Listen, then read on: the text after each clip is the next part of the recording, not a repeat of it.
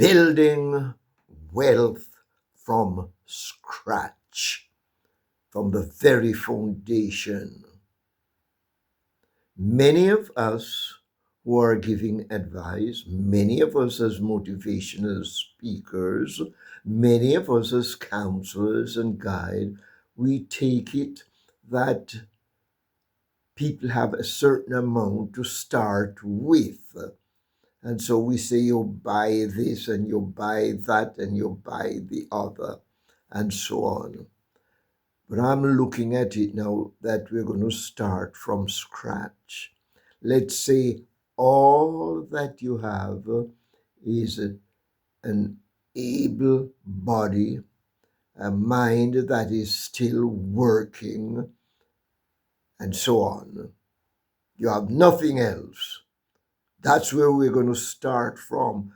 That's where a lot of people find themselves, a countless number of people find themselves with absolutely nothing outside of their person. So, whether you are deportee, returnee, never leave homey, or whatever you may be, let's start and let's begin to build our wealth. The first thing I'd like you to do is to dismiss the idea that it is sinful. Sinful mean that you're going against God's will. You're contrary to the time, because God does not want you to think wealth or to speak wealth or to have a wealth program. I follow the author that I trust very much. I believe that author has done a lot of good for humanity. In her book, Counsels on Stewardship, she informs us that the desire to gain wealth is a divine implantation. And when you look at scripture too, you can agree that that is right. For we are told that the master of the universe started man in wealth. Go read Genesis chapters 1, 2, and 3 again, and you discover that this is so. The Lord would like his children to be wealthy. He doesn't want you to worship wealth. He doesn't want wealth to be your master. He wants you to be the master of wealth. Let them have dominion over all the created works. That is saying a lot. I've covered some of this already in other videos. You go back and look at some of my past videos. But no, I want to begin to work with those who have to start from scratch. You have an able body, working mind, two hands working, then wherever you may be or wherever you may be, you can start. If you're in land where you're deprived of your freedom, I say you can start. Over and over, we have had the stories of those who were locked down, barred in prison, deprived of the opportunity to go to school, and yet they climb out. They climb out and made something of themselves, made great contribution to society, helped society to grow. And so wherever you may be, whoever you are, you can work your way out. But let's take it step by step. The first thing you're going to do, as we're just going over, debunk those ideas about sinfulness. Lord doesn't want you to do this or want to do that, and begin to tell yourself that yes, I'm going to do it. I can do it. If you're outside of that scope and you don't want to do it, then sad to say, we have to part company because I won't be of any use to you. But if you decide that, yes, my lot can be better here and now, and there is something for the hereafter, then let's work together. First thing you must do, open your eyes and your ears. Open your eyes and your ears. See what is around you. Hear what is going on. You know, a lot of people, if they were to sit down and really open their eyes and begin to look at what's there, look at the possibilities, instead of them scrounging and begging, they would be hopping on the big train, flying first class, and others trailing behind them, wanting to know how they do it, where did they get the vision, and so on. So open your eyes, open your ears. Sounds are being given off. Sounds are being given off. Assess what you see, assess what you hear carefully, and then move into action. And you will discover that that's a real foundation to build upon. Though I say I've covered some of this before, but I want to be so practical now that even the person that is in the lowest pit can begin to see that the rope is dangling before them, and what you need to do is to hold on to that rope and let them pull you up. Yes, come with me and let's look at these things. When you see and when you hear, be flexible and adaptable. Many people, they are so stiff and stout in their ideas, in things that the people that fed into them over the years, that they just can't move right or left. They can't move forward. They can't move backward. Somebody have to tell them and push them along. That is why so many of us are trapped in poverty, because we're depending on others to pick us up and carry us, and they're carrying us into slavery. Be flexible and be adaptable. Be willing to learn. Be willing to move. The Lord said to Abraham, get up, go out of your country. Abraham get up and he moved to another place. It was for his good. So be flexible, be adaptable, and you will find that you can build wealth. Then, next thing to do, be honest with yourself and be truthful to yourself. Now, there are moments when some of us slip and we are not quite as honest as we should be. We're not quite as truthful as we be. But don't let that be a way of life for you. No. Be honest with yourself. You have one pair of shoes, and one pair of shoes you have. Brush it up, clean it up, put it on your foot. You don't have any shoes. Where some people have to go barefooted. Be honest with yourself. This is where I am. This is what I can do. This is what I have. Be truthful. I've seen so many people trying in some place we said show off. And they want people to believe that they're wealthy. You know, they have a song that I sing it with reserve, or I don't sing it at all. Let the poor say I'm rich. Let the weak say I'm strong. When I analyze the thing carefully, if you don't go on to see some other vision, then you can make a big mistake there. You're weak, say you're weak and seek where you can be strengthened. You're poor, acknowledge and accept your poverty and see how you can climb out of that poverty. Be honest and be truthful with yourself. These are the foundation for wealth building. Honesty, truthfulness. Then,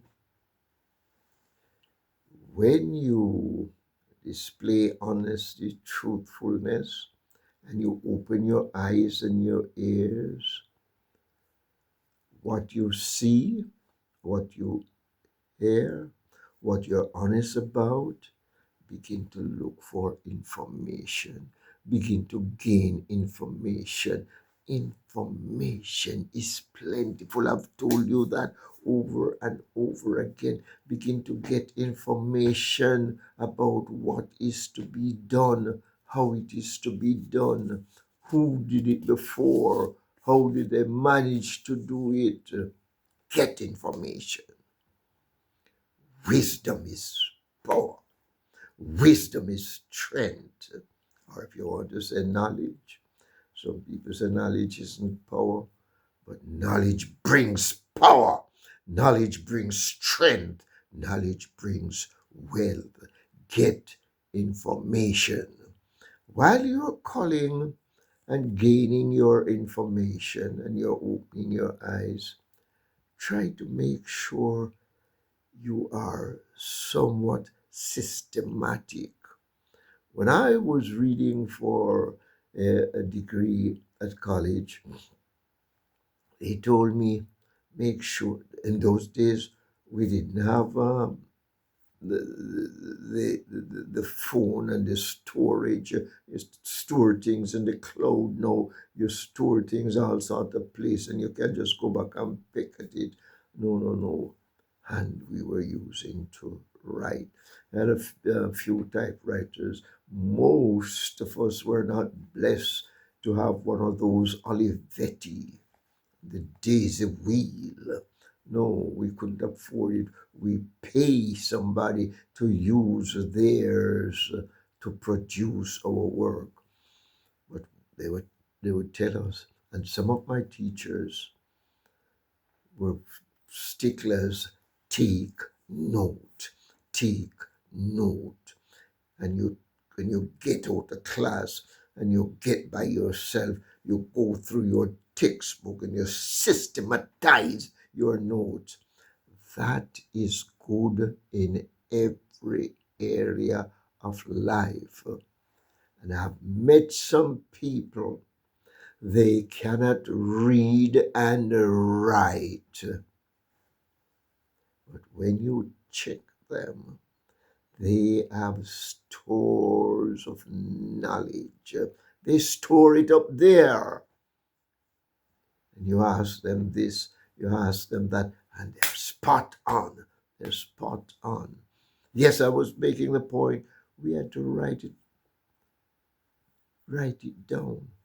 One woman told us in class that she had to write so much that when she finished her degree, her hand was sort of twisted, and she had to take some time, get some little physiotherapy treatment to bring back the strength and the workability in her hands to be writing every day. Some say their eyes were beginning to be out of focus because they had to focus on the text, and they tried to get things in a systematic way. Whatever you are doing, sort of tidy up your surrounding, tidy your place, tidy up what you have to be working with. Put them where you can find them. When you find them, know how to package them. If it's even getting fruit, know when. I'll come back to that. I went to one fruitier place where they sell fruit and all like that. And I so badly want to talk with them. rotten fruit on the shelf. This place there, that mix there, that mix there. I notice the place is going down, the place is declining. Tidy up your place, tidy up yourself. And don't tell me that you have to have money to buy this suit and that suit. I have seen it where people have just the one suit. They wash it at night and find a way to dry it out by morning light so that they can be tidy and nice and neat. I've seen some people living in one room and they try to keep that one room spotless. Hmm? So be tidy, be systematic. One writer say, if we take the time to systematize and organize what we do in the first place, it's going to make our work easier, easier, easier as we go along. Some people too rush and push and hasty and anxious, not organized. This is bothering me in some areas. People who could be in the front line when we talk prosperity, they're so disorganized. I've seen institutions where just a little bit of organization would pull them out of that shoestring, meaningless existence into frontline existence. Tidy up, tidy up. Then bring the right attitude to all of this. I don't know if you are as I am, but I've walked into several places, especially in certain area, which I'm not going to name now. And the attitude, they sort of look at you as though you're a beggar. And it says, whether you want to buy or not, that's up to you. Bring the right attitude to what you're doing. And if you have that disposition, that attitude, to smile is golden. That's how you walk around and just teeth skin out all day long. But have such an attitude that people will delight to be in your company. That is wealth building. You have some people you get it before them and you can't wait to get away from them. I've been saying to my students,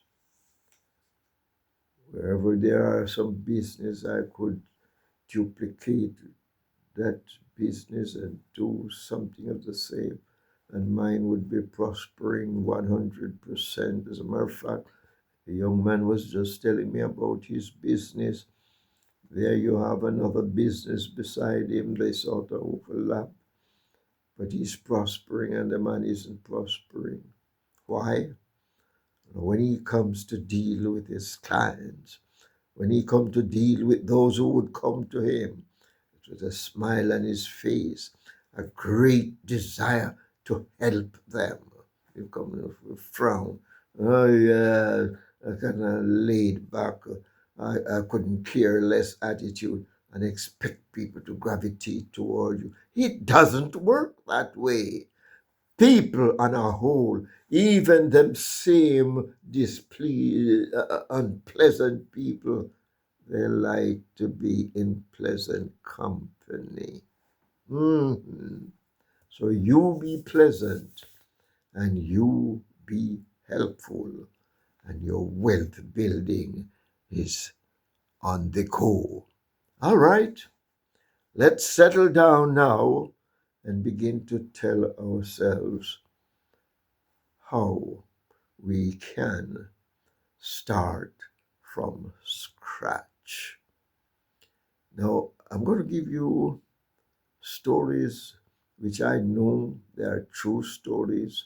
They filter through to me, and then we look at the you and me as to what we can do. A young man told me that things went wrong in his family circle. Father and mother were no longer seeing things as they should be. And there was upset, and he was left with his young brother to take care of his young brother. Had nothing, as it were, but then he was struggling, trying to get things together, trying to keep his head above the water, trying to get food in the mouth on a daily basis, and to get a shirt on the back, trousers, so that their parts would not be out there for the public to be laughing at them. And he said, now he got in touch with a young lady, and she noticed his condition. And so she gave him the little advice. She said, you know something, I'm from the country part, the village life, they call it in some area. My folks, they have a lot of watermelon. They don't even know what to do with them. They can't find market sometime. You know, what I notice about you, you could be a good salesperson. So why not try and get there, get some of the melon here where we are? People don't have melon. He said that was golden advice. He managed far distant too. But we managed to get there, can't remember, but he got there. And when he told, as it were, the young lady sent him directly to her people. When he got there and he told them this story, he said he didn't have to buy the melon. People said, oh, you want to be on the path, you want to help yourself. And they gave him the melon, quite a lot of melon. And he took them back to the place they were staying. And he said, oh, he couldn't even cut the melon properly. The man was passing one day and laughed at him and said, yeah, you think it's some man cut melon? So he looked at the man and he smiled. And he said, all right, you can cut melon. Come cut this. So the man with sort of skill just took the knife, just part the melon in different parts. He told me that after a time, he managed to get a little old car and he was moving melon, and he managed to keep himself and his brother nice existence. His business was thriving.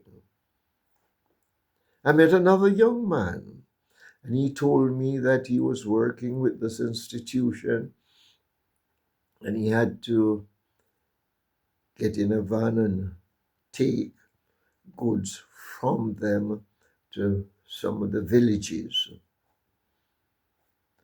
He noticed, open eyes, no, open ears.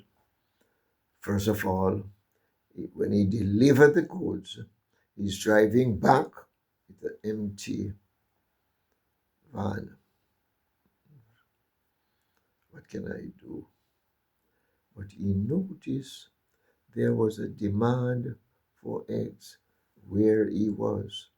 People were paying high price for eggs where he was. And he noticed that people in the village that he was delivering goods, they had plenty of eggs and they would sell very cheaply. He started buying eggs in the country part, in the villages, take back to where he was. Told me that his egg business was just growing, growing. After a time, when he get the little salary that they were paying him, that would go straight in the bank. He could support himself with his egg business. There are many, many things like that. We could go on all day working on those stories of people who decided that they can bring about better existence. This man was a returnee. Not this one, the man that's I'm going to tell you about. When he returned to Jamaica, he asked himself, well, what can I do? You remember that in early days, before he migrated to England, he had some grafting skills. That is to take one plant, splice it into a young growing plant of another sort that was sturdy in that ground, and make it like you would have the eggplant grafted to one we call susumba. And you would take mangoes and graft in. You say you had skills in grafting the orange plants. He said, after all, I'm going to do that. After a time, he had a nice business growing, people coming in to get orange plants. They would come time and time again to get his orange plants. Start where you are. Start with what you have and grow and grow. If you can do this, you will find that you are building your wealth and your prosperity. What are the things that some of us can do? No money, no extra help. One of the things you're doing, in addition to the others I mentioned before, the thing you can do if you don't have other things around, you will have to begin to sell some of your time. Find somebody who can work with your time and your energy. Young man told me that his start was like this. People need their garden to be tidied, and so let me give you this one. A young man told me that he went off to America to do certain things, but when he get there, he discovered he was not able to do what he went out to do. He went down the road one day and he noticed that this man's garden was looking too good. He was looking so strong. He asked the man, could I work in your garden? Could I tidy it up for you and make it look as it should look? Man said, oh, okay. And he realized that foreigners come in as cheap labor too, He wasn't charging him what some of the others around would be charging him, and so on. So he fixed that garden and he worked at it. Man himself was amazed to realize that that was his garden.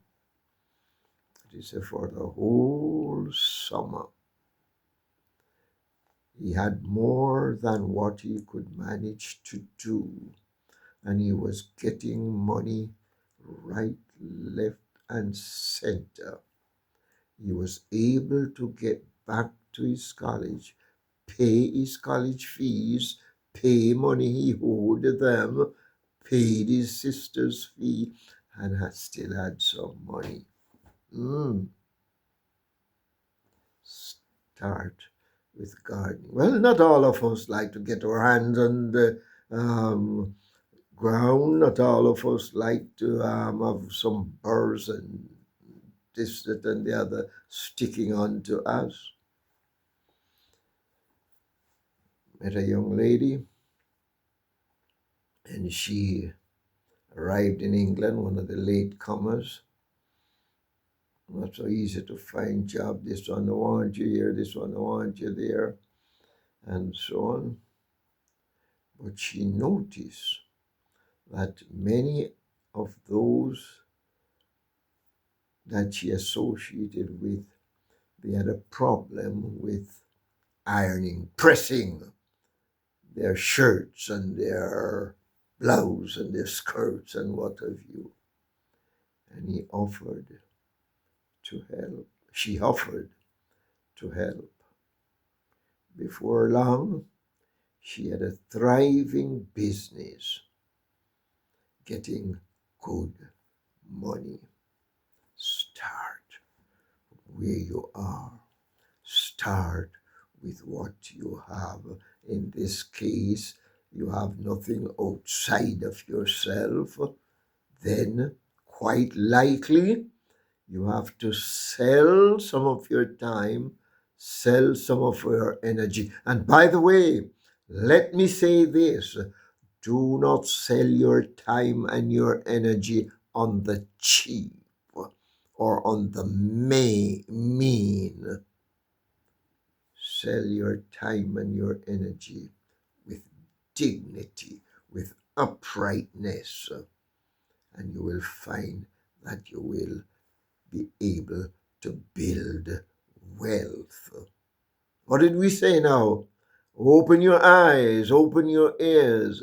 This young lady looked and she noticed that there's a basket of clothing hanging around. They would go there and they would grab a shirt. Sometimes they can't find the shirt that they want to. She pressed them nicely, have them hanging nicely. You want a shirt, you go and you just build a business. Some of my friends who arrived in England again, they would have full-time jobs, but they realized that that was not enough to keep them and to send back to relatives to help keep those relatives. Great demand on them. They didn't waste their weekend. Some of them could do some painting. They get out there and they do some painting and they do some other housework, and they were getting nice income. And I told you in another video already, some of the women, they use their cooking skills and they cook for those who didn't want to cook, couldn't cook, didn't have the time to cook. They cook for them, fed them, and get funds. There is something for you to do right where you are. I talked with a young man and I was showing him how to start building his wealth. The idea I'm giving him was not original with me. A young man came to my office and he asked to wash my car. After we dialogued for some time, I let him wash my car. But he had his two hands, he had his able body, he had a mind to think, he had no money, and he needed to forge ahead. Within a short while, he had others helping him, building his car wash. So I told this young man, I said, no, you can't do the same. I noticed you wash a car one time and the car was spotless, the car was clean. But no, what was he doing? A little picking there, little picking there, little picking there, little picking there. And he couldn't understand what I'm saying to him. Then forget those other little bits. Focus. Focus on this one thing. Quite a number of people I try to get this idea across to them. Build one thing. If you, yes, many of us, we have many ideas in our heads. I suffer from the same thing. Ideas, ideas, ideas, ideas, ideas coming through. And sometimes you want to do all of them at the same time. Folly.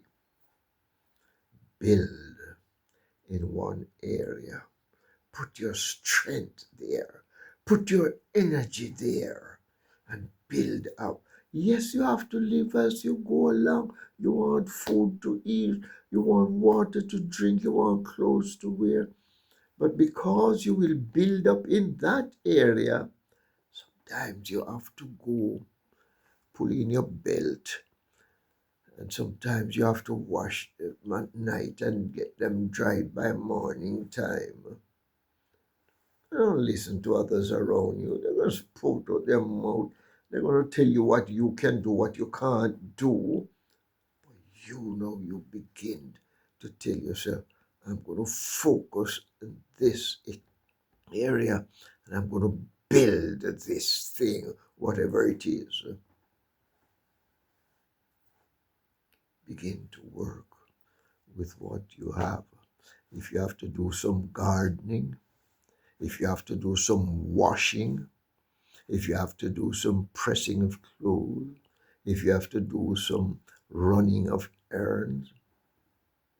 When I'm in Jamaica, I notice a lot of people, they want somebody to look after their house when they're gone overseas. Now, this is going to tie in with the honesty bit and the truthful bit. When we were at a certain area, we had a woman coming in to help us. Yes, I can name her. Her name was Miss Madge. Miss Madge is one of the most honest person that we could think of.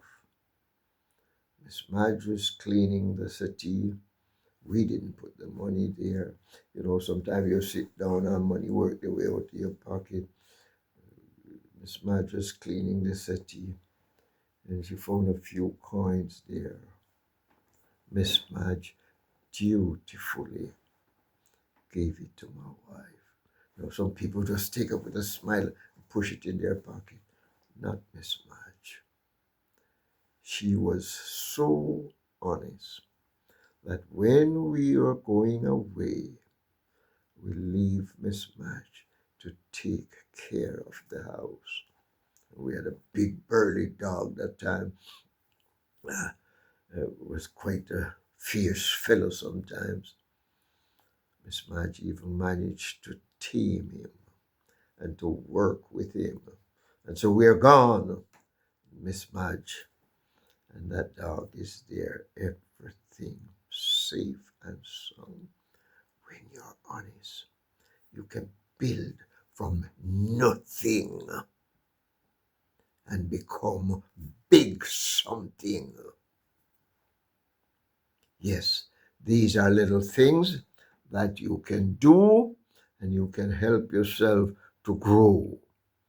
You can help yourself to establish a business that instead of you just working with somebody, you get somebody to work with you. Let's jump back to that gardening. You can build up so much that you don't have to do the work yourself. You get others and you do a supervisory thing. Car wash, you can build up so much that you do a supervisory thing. I'm just telling somebody not too long ago, something that you can work with. You see, like people need um, individuals to look after their children. They need individuals to pick up their children from school. A whole lot of things. Now you can begin to set up an agency where you train people to fill these roles. Train them to be honest. Train them to be polite. Train them to be skillful. It has been done before. Start with what you have. Build from there and watch your business grow. Many have started that way. And some of us were in the position where our nothingness is becoming daunting and begin to be traumatic. and we begin to flounder and we begin to say, I'm finished. No, you're not finished as long as you have an able body and your mind is functioning. You can begin. And don't tell me that you're 50 or 60 and you can't do anything. Some people would like to tell you that. I've seen people in their adult years starting, building. Man told me that he took up real estate not because I need the money, but because I want something to do and because it's profitable. And so I do it. But I'm retired, good pension. Yes, he's somewhere that he didn't have to do it, but he's doing it for the joy of doing it, and he's building his wealth. If you don't have anything, even so much the more, you need to open your eyes and your ears. Need to be honest and truthful to yourself. You need to get out there, and when you see what is to be done, you give it all the energy and all the strength and build together. Now, what I would like some of those who have done it to send me their resume, their CV. Tell me how they did it and let me put it on this channel so that we can help others to do it also. Great things are before us.